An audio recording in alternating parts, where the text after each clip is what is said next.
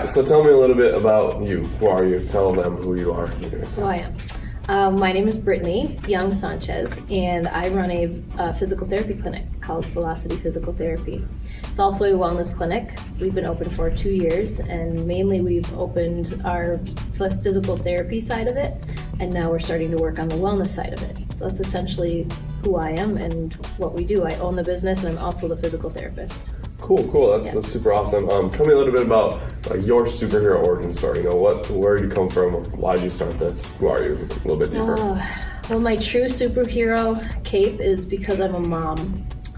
That's my true superhero. Yeah. So this is a privilege in life to be able to enjoy what I do for a living.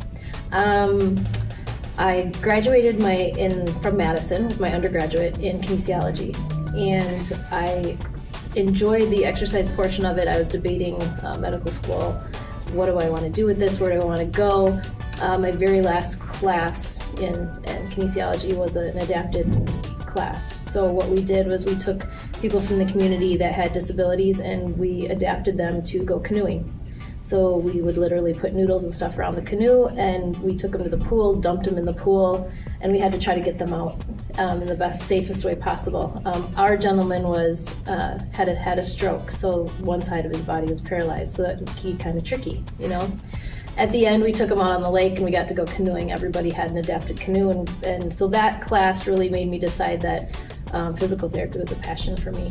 And then I went to lacrosse for my doctorate, and the rest is history. Cool. That's super cool. I've never really heard of a class where you got to literally just dump someone into a pool and then just go with it. Yeah, it was fun. I mean, everybody had life jackets, and we had to adapt the canoe so we could get them back in, and we literally had to save them and get them back in the canoe, and lots of laughs and lots of fun, and we had a blast with it, and it was fun. So that's super cool. Yeah. So tell me a little bit about why what you do pertains to health. How does it help people? From the main part of what I do, it's the physical health. So muscles, bones, tendons, ligaments, all that stuff, our function, our health, that in that direction. But as we know, health is more than just that. Health, mental health, psychological health, emotional health.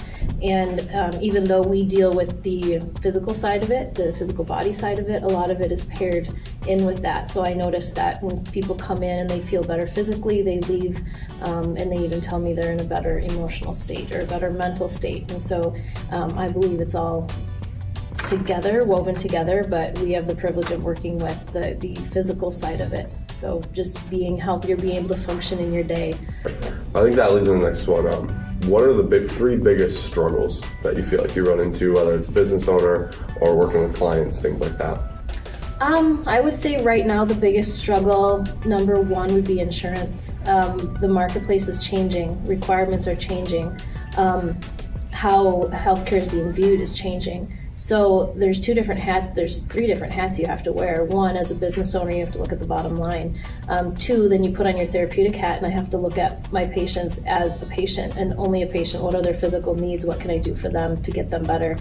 And then third, there's the pressure of getting people better faster and having that low cost of healthcare, which is kind of a trick. So you have to look at it in all three lights without one lacking. You have to be able to look at all three of them, analyze it, but yet first and foremost keep what's best for the patient in the forefront of your mind, but still be able to work with all the moving parts of insurance. So insurance would be one. Two, in our schooling, we focus totally on physical therapy. We maybe had one class on business model. Mm-hmm. So no marketing at all. Marketing scares the bejeebies out of me. But I'm learning it, You learn as you go. So for me, having a business and then being a PT, like marketing, it has been the hardest thing for me, figuring that out. Those would be the two biggest ones, I would say. Well, there's got to be a third one. There's got to be a third. There has to be a third struggle somewhere. Yeah, I didn't even write down a third struggle. I mean, it's all in the day. I mean, you have to, I guess it would come back down to,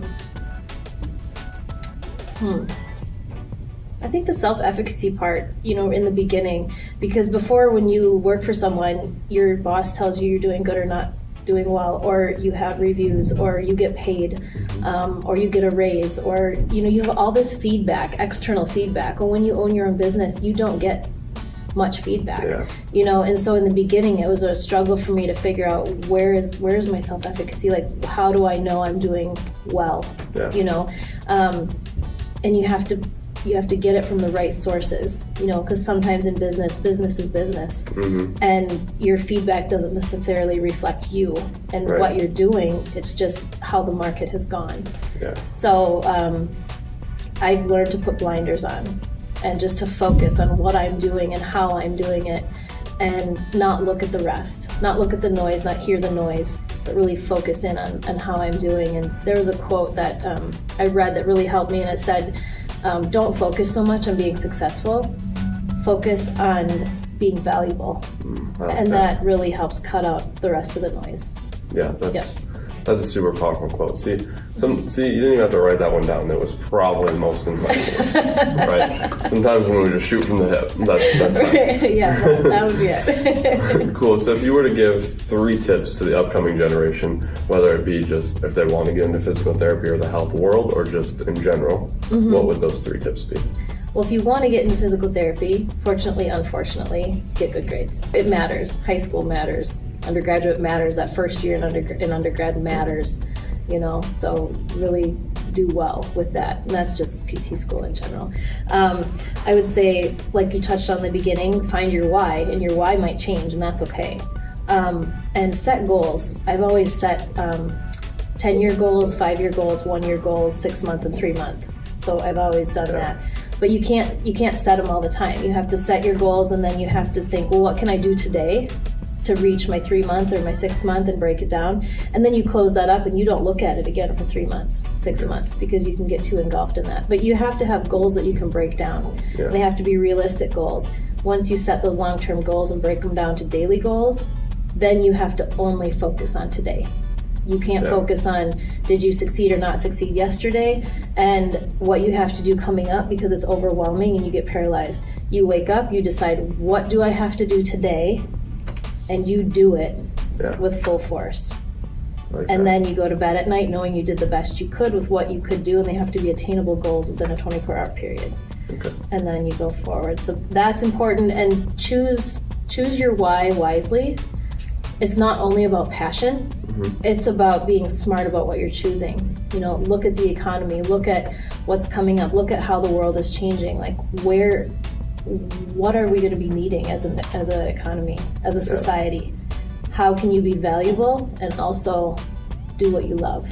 And if those 2 things compare, you'll never work a day in your life because you love what you do. The valuable, and then doing what you love. Like, to find those 2 things is pretty crazy. And a lot of people search, and then they sometimes just give up because there's a good opportunity that comes up, and then they kind of push their passion to the side and say, well, I'm gonna do this because I get a good paycheck.